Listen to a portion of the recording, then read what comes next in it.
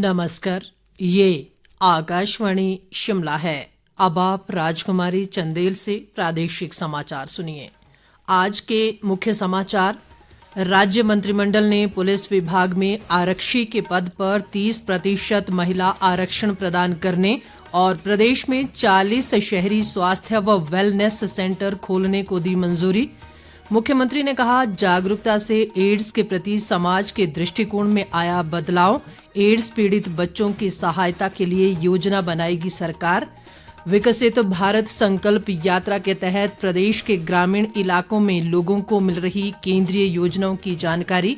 और नेता प्रतिपक्ष जयराम ठाकुर ने कहा, प्रधानमंत्री नरेंद्र मोदी ने देश में विकास की राजनीति की शुरू, हर दिन नए आयाम स्थापित। अब समाचार विस्तार से। प्रदेश सरकार ने पुलिस विभाग में आरक्षी के पद पर 30% महिला आरक्षण प्रदान करने और कांस्टेबल के 1226 पदों को भरने के लिए संशोधित स्वीकृति प्रदान की है। मुख्यमंत्री सुखविंदर सिंह सुक्खू की अध्यक्षता में आज शिमला में आयोजित मंत्रिमंडल की बैठक में ये निर्णय लिया गया। मंत्रिमंडल ने अनाथों और समाज के वंचित वर्गों को लाभान्वित करने के लिए मुख्यमंत्री सुख आश्रय योजना में कुछ और प्रावधान जोड़ने को भी मंजूरी दी। नए प्रावधानों के तहत राज्य का प्रत्येक अनाथ 27 वर्ष की आयु तक 4,000 रुपये प्रति माह जेब खर्च प्राप्त करने का पात्र होगा। इसके अलावा योजना शुरू होने के बाद बाल देखभाल संस्थान छोड़ने वाले ऐसे अनाथ बच्चों को 2 लाख रुपए विवाह अनुदान देने का भी निर्णय लिया गया, जिन्होंने योजना के शुरू होने के बाद विवाह किया।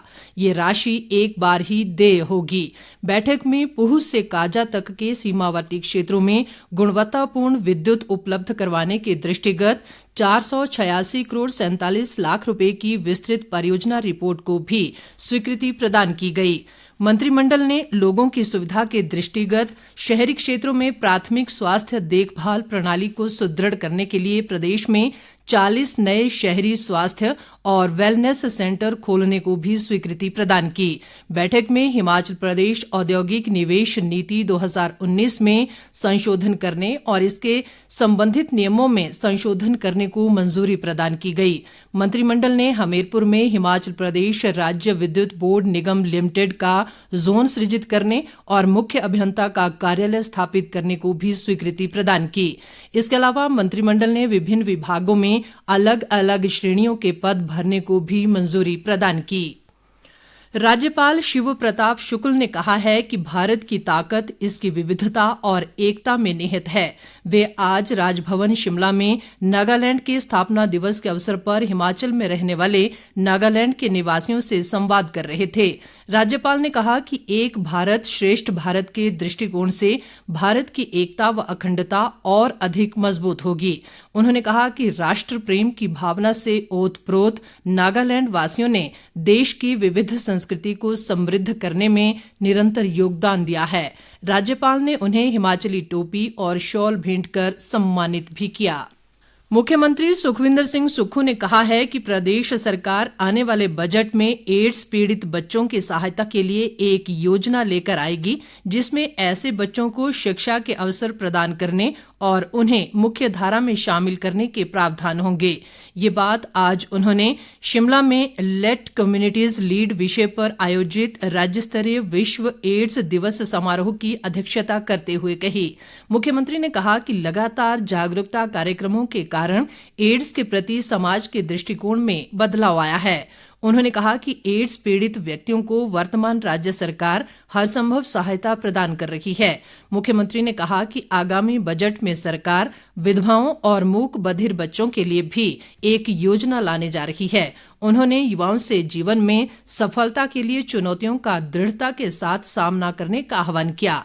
इस अवसर पर मुख्यमंत्री ने एड्स बीमारी को फैलने से रोकने में बहुमूल्य योगदान देने पर विभिन्न संगठनों को पुरस्कार प्रदान किए। इस दौरान मुख्यमंत्री ने जागरूकता रैली को हरी झंडी दिखाकर रवाना किया और विश्व एड्स दिवस के अवसर पर लगाई प्रदर्शनी का अवलोकन भी किया। इस अवसर पर एड्स पीड़ित एक महिला ने अपने जीवन के अनुभव साझा किए। मुख्यमंत्री ने इस महिला को 1 लाख रुपए की सहायता राशि प्रदान करने की घोषणा की। कार्यक्रम में स्वास्थ्य मंत्री कर्नल धनीराम शांडिल ने कहा कि विश्व में नई नई बीमारियां सामने आ रही हैं, जिनका उपचार ढूंढने के लिए वैज्ञानिक दिन रात प्रयास कर रहे हैं। उन्होंने कहा कि सही देखभाल और समय पर दवाई लेने से HIV ग्रस्त व्यक्ति आम जीवन जी सकता है। हिमाचल प्रदेश ने डिजिटल ट्रांसफॉर्मेशन कॉन्क्लेव और अवार्ड्स 2023 के 12वें संस्करण में 2 प्रतिष्ठित पुरस्कार हासिल किए हैं। मुख्यमंत्री सुखविंदर सिंह सुक्खू ने ये जानकारी देते हुए बताया कि हाल ही में लेह में आयोजित एक कार्यक्रम में प्रशासन और सार्वजनिक सेवाओं के वितरण और बेहतरी के लिए डिजिटल प्रौद्योगिकियों का उपयोग सुनिश्चित करने के लिए राज्य की प्रतिबद्धता के दृष्टिगत प्रदेश को ये पुरस्कार प्रदान किए गए। मुख्यमंत्री ने कहा कि प्रदेश सरकार प्रशासन और सार्वजनिक सेवाओं को बेहतर बनाने के लिए डिजिटल प्रौद्योगिकी के उपयोग पर बल दे रही है और डिजिटल प्रौद्योगिकी के उपयोग में हिमाचल देश का अग्रणी राज्य है। विकसित भारत संकल्प यात्रा के तहत प्रदेश के विभिन्न जिलों के ग्रामीण इलाकों में केंद्र सरकार की विभिन्न जन कल्याणकारी योजनाओं की जानकारी लोगों को प्रदान की जा रही है। इसी कड़ी में आज संकल्प रथ यात्रा शिमला जिला के मशोबरा ब्लॉक की ढली और कोलू जुब्बड़ पंचायतों में पहुंची। ठंड के बावजूद लोग केंद्र सरकार की योजनाओं की जानकारी लेने के लिए अपने अपने घरों से बाहर निकले। इस दौरान स्क्रीन के माध्यम से केंद्र की जन कल्याणकारी योजनाओं की जानकारी देने के अलावा लोगों की स्वास्थ्य जांच भी की गई। ऊना जिला में भी विकसित भारत संकल्प यात्रा के तहत समूर कलां पंचायत में ग्रामीणों को केंद्र सरकार की विभिन्न सरकारी योजनाओं के बारे में जानकारी दी गई। इस दौरान ग्रामीणों के लिए स्वास्थ्य शिविर का आयोजन भी किया गया, जिसमें चिकित्सकों ने लोगों की स्वास्थ्य जांच की। इसी तरह विकसित भारत संकल्प यात्रा सिरमौर जिला की बिरला पंचायत पहुंची, जहां बड़ी संख्या में लोग योजनाओं के बारे में जानकारी लेने पहुंचे। वहीं चंबा, हमीरपुर, किन्नौर और कुल्लू जिलों की विभिन्न पंचायतों में भी विकसित भारत संकल्प यात्रा के तहत लोगों को केंद्र सरकार की जन कल्याणकारी योजनाओं के बारे में जानकारी दी गई। इस अवसर पर विभिन्न विभागों के अधिकारियों ने जहां लोगों को केंद्र की योजनाओं के बारे में जागरूक किया, वहीं वैन के जरिए भी केंद्र द्वारा चलाई जा रही योजनाओं की जानकारी दी गई। पूर्व मुख्यमंत्री व नेता प्रतिपक्ष जयराम ठाकुर ने कहा है कि प्रधानमंत्री नरेंद्र मोदी ने देश में विकास की राजनीति शुरू की और हर दिन विकास के नए आयाम स्थापित हो रहे हैं। एक बयान में उन्होंने कहा कि मोदी सरकार के पिछले करीब 9.5 वर्ष देश के लिए ऐतिहासिक उपलब्धियों और गरीबों के विकास को समर्पित रहे हैं। जयराम ठाकुर ने कहा कि प्रधानमंत्री ने विकसित भारत संकल्प यात्रा की शुरुआत करते हुए देश के गरीब, युवा, महिला और किसान के उत्थान की प्रतिबद्धता दोहराई। जयराम ठाकुर ने कहा कि विधायिका में महिलाओं को नारी शक्ति वंदन कानून के जरिए हिस्सेदारी सुनिश्चित करने का ऐतिहासिक निर्णय भी प्रधानमंत्री नरेंद्र मोदी के कुशल नेतृत्व में केंद्र सरकार ने लिया है। नेता प्रतिपक्ष ने कहा कि प्रधानमंत्री द्वारा किए गए प्रयासों का नतीजा है कि किसानों, महिलाओं, युवाओं और गरीबों के जीवन स्तर में ऐतिहासिक सुधार हुआ है। प्रदेश भाजपा प्रवक्ता महेंद्र धर्माणी ने कहा है कि गरीबों का उत्थान ही प्रधानमंत्री नरेंद्र मोदी का लक्ष्य है। एक बयान में उन्होंने कहा कि गरीब, महिला, किसान और युवा देश के 4 अमृत स्तंभ हैं। इन 4 जातियों का उत्थान व विकास ही भारत को विकसित राष्ट्र बनाएगा। महेंद्र धर्माणी ने कहा कि केंद्र की मोदी सरकार ने पिछले लगभग 10 वर्षों में देश के गरीब, किसान, युवा और महिलाओं की उन्नति व उनको आर्थिक रूप से सक्षम बनाने के लिए कई योजनाएं प्रारंभ कर देश को एक मजबूत आधार प्रदान किया है।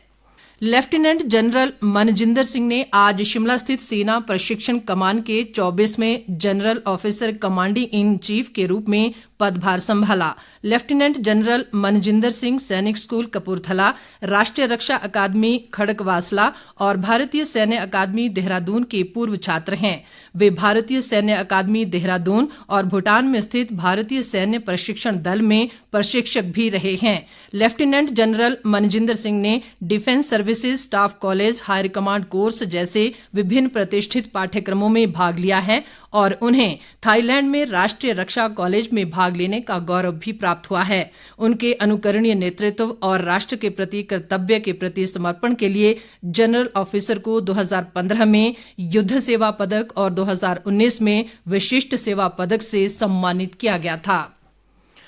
प्रदेश की ऊंची चोटियों पर आज भी रुक रुक कर हल्का हिमपात, जबकि निचले क्षेत्रों में कई स्थानों पर हल्की वर्षा हुई है। बर्फबारी और वर्षा से तापमान में गिरावट दर्ज की गई है। जनजातीय जिला लाहौल स्पीति में बर्फबारी होने से लोगों को कड़ाके की ठंड का सामना करना पड़ रहा है। अटल टनल, नॉर्थ पोर्टल व साउथ पोर्टल पर करीब 6 इंच, जबकि कोकसर, सिसु व गोंदला में 8 से 10 इंच तक बर्फबारी हुई है। बर्फबारी के कारण फिलहाल मनाली केलंग सड़क पर बसों की आवाजाही बंद है। वहीं मनाली से केलंग के बीच 4x4 और चेन लगे वाहनों की ही आवाजाही की अनुमति दी जा रही है। अंत में मुख्य समाचार एक बार फिर।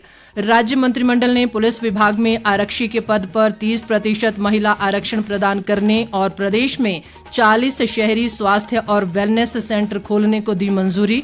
मुख्यमंत्री ने कहा, जागरूकता से एड्स के प्रति समाज के दृष्टिकोण में आया बदलाव। एड्स पीड़ित बच्चों की सहायता के लिए योजना बनाएगी सरकार। विकसित भारत संकल्प यात्रा के तहत प्रदेश के ग्रामीण इलाकों में लोगों को मिल रही केंद्रीय योजनाओं की जानकारी। और नेता प्रतिपक्ष जयराम ठाकुर ने कहा, प्रधानमंत्री नरेंद्र मोदी ने देश में विकास की राजनीति की शुरू, हर दिन नए आयाम स्थापित। इसके साथ ही ये समाचार बुलेटिन समाप्त हुआ। नमस्कार।